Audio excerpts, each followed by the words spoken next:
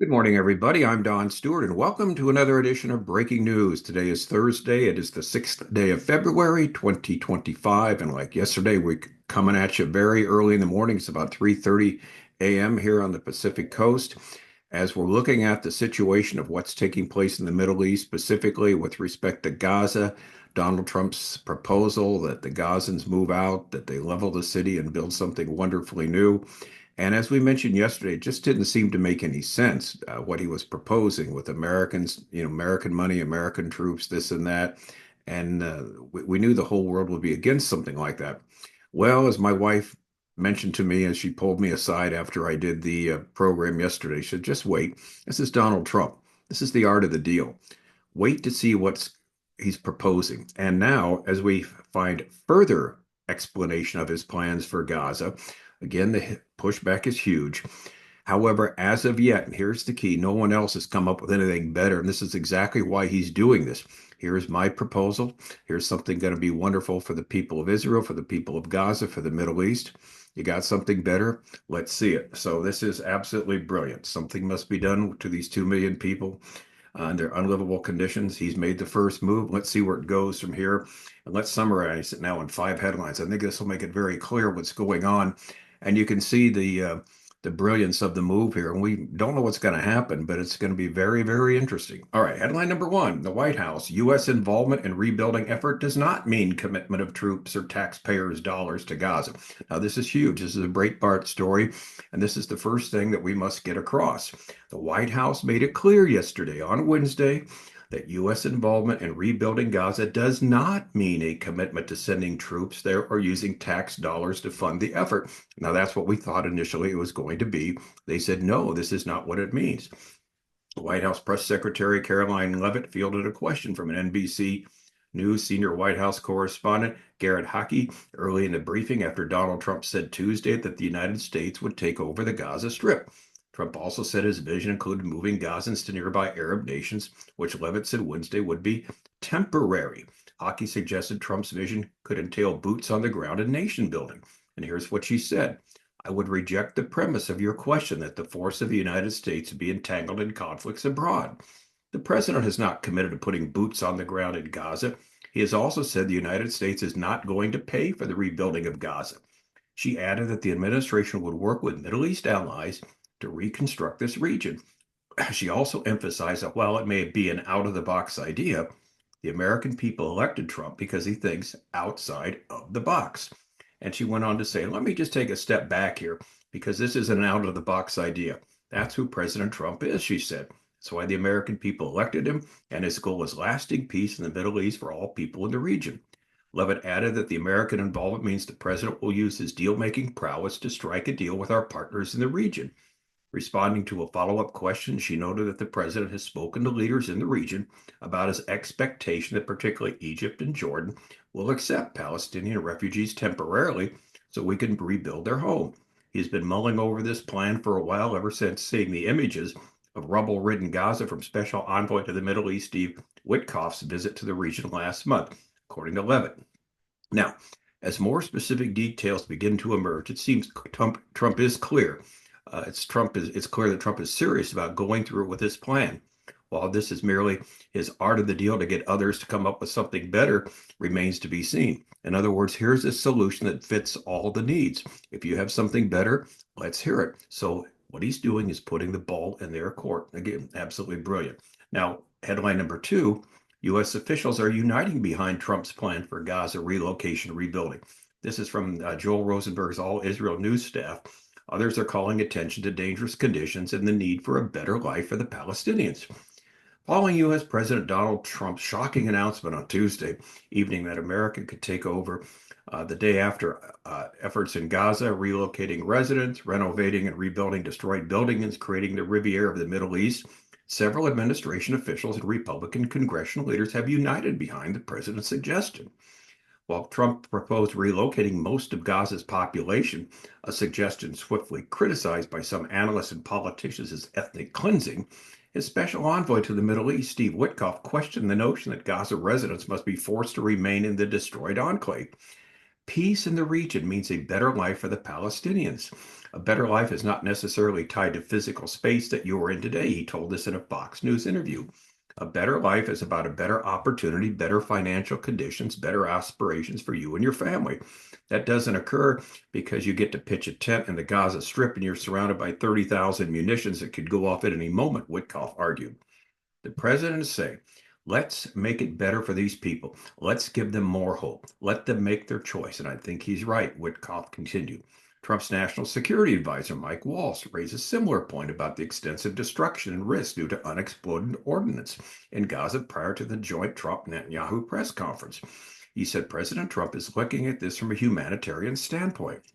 You have these people that are literally sitting with literally thousands of unexploded ordnances and piles of rubble. At some point, we have to look at it realistically. How do you rebuild Gaza? What does it look like? What is the timeline? A lot of people were looking at very unrealistic timelines. We're talking 10 to 15 years. Witkoff, who spoke to reporters with Waltz, agreed with this timeline for rebuilding Gaza to the level of destruction. If any city in the United States of America, if you had a damage that was 1/100th of what I saw in Gaza, nobody would be allowed to go back to their homes. That's how dangerous it is. There's 30,000 unexploded munitions, Witkoff claimed, buildings that could tip over at any moment. There are no utilities there whatsoever, no working water, electric, gas, nothing. God knows what kind of disease might be festering there. U.S. Secretary of State Marco Rubio posted a message on X supporting Trump's comments stating Gaza must be free from Hamas. Now, as we predicted yesterday, the world at large does not view this favorably, and that's going to be our next headline. This is very predictable. All right. The Arab world international leaders reject Trump's Gaza plan. This is from the Epoch Times. Trump's plan for the United States to take over and redevelop the Gaza Strip while locating its residents has found few supporters abroad. We expected that. We said that yesterday. The Arab world and many world leaders have rejected his plan outlined on February 4th, the United States to take over the Gaza Strip. Key nations, including U.S. allies, have rejected it outright. Saudi Arabia reiterated it won't normalize its relations with Israel without the establishment of an independent Palestinian state. Its foreign ministry also opposed Trump's plan to resettle Gaza's current residents elsewhere. France's foreign ministry opposing the plan was quoted in the Israeli newspaper Haaretz saying the plan would constitute a serious violation of international law, an attack on the legitimate aspirations of the Palestinians, but also a major obstacle to the two-state solution and a major destabilizing factor for our close partners, Egypt and Jordan, as well as for the entire region. King Abdullah of Jordan also rejected any attempt to annex land and displace Palestinians, according to the Times of Israel. We go on and on. British Minister Keir Starmer, same thing. Spain and Russia both reiterated their support for the two-state solution. China later chimed in, same thing. The terrorist group Hamas, which has controlled Gaza since 2005, opposed the proposal, with spokesman Sami Abu Zuhri calling Trump's remarks ridiculous and absurd. Now let's remember, Hamas began the war which led to Gaza's devastation on October 7, 2023. They started all. We talked about this yesterday. It's 1,000% their fault. 1,200 people were killed, primarily Israeli citizens, but also foreign nationals. About 50 Americans were killed. Hundreds of Israeli troops were killed, 251 hostages taken, and thousands wounded. Israel's retaliatory strike on Gaza has taken more than 46,000 lives, according to the Gaza Health Ministry, which is controlled by Hamas. That organization does not distinguish between civilians and terrorists, and Israel said close to half of the casualties were terrorists, and half the remainder were used as human shields. All right, so here's the thing. Yeah, there's pushback from all these people, but who's going to come up with something better? Something has to be done. Now, what's fascinating here from Israel today, they're getting really excited about this. Israel is planning on an exit strategy for those who want to leave Gaza. This is headline number 4 from the Jerusalem Post. Israeli Defense Minister Katz instructs IDF to prepare a plan allowing Gazans to leave voluntarily.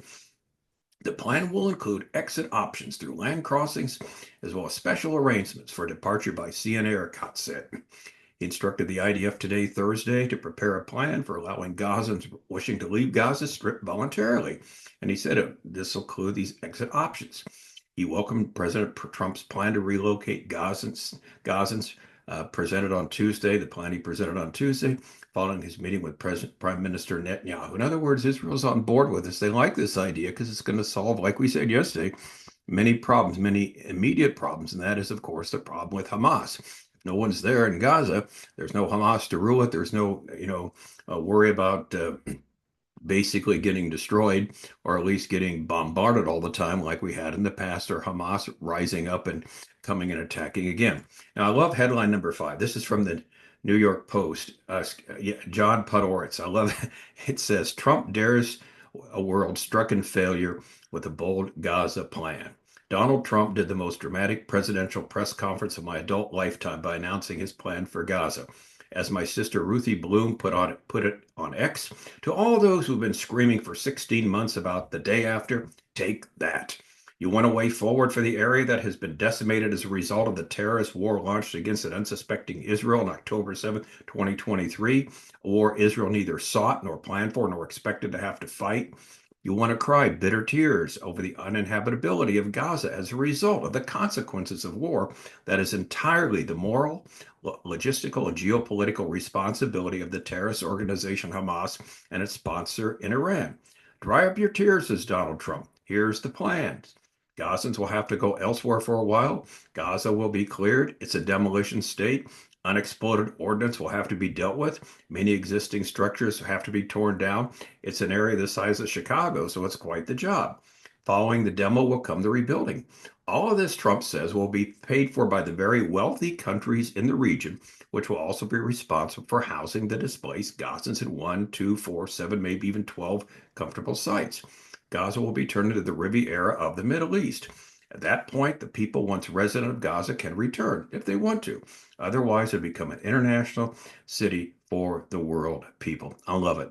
That's John Podhoretz in New York Post today. So, when summing up, as we get more details about the plan, we discover it's not the United States kicking out the Gazans and taking over their land. Neither it is American money and American boots on the ground that'll achieve this. It's now being portrayed as an international endeavor to deal with the realistic problem of what to do with almost 2 million people who live in these uninhabitable conditions. Trump has thrown down the gauntlet. In other words, this is the best plan unless you can conceive of something better, and it's absolutely brilliant strategy. The ball is now in the court of those who reject it. In other words, they must come up with a better plan. What will eventually result is anyone's guess, but this is where we're at right now, and it puts it in a context of the world we're living in. So we'll see. It's fascinating to watch this. There's so many different implications here with last days Bible prophecy as we continue to talk about. But right now, Trump has made a brilliant move. In other words, this is the art of the deal. Here's my move. It's out of the box, but at least it's something. I've got a plan. What's your plan? Let's see what they can come up with. I'm Don Stewart. Thanks for watching. Until next time, as always, may the Lord richly, richly bless.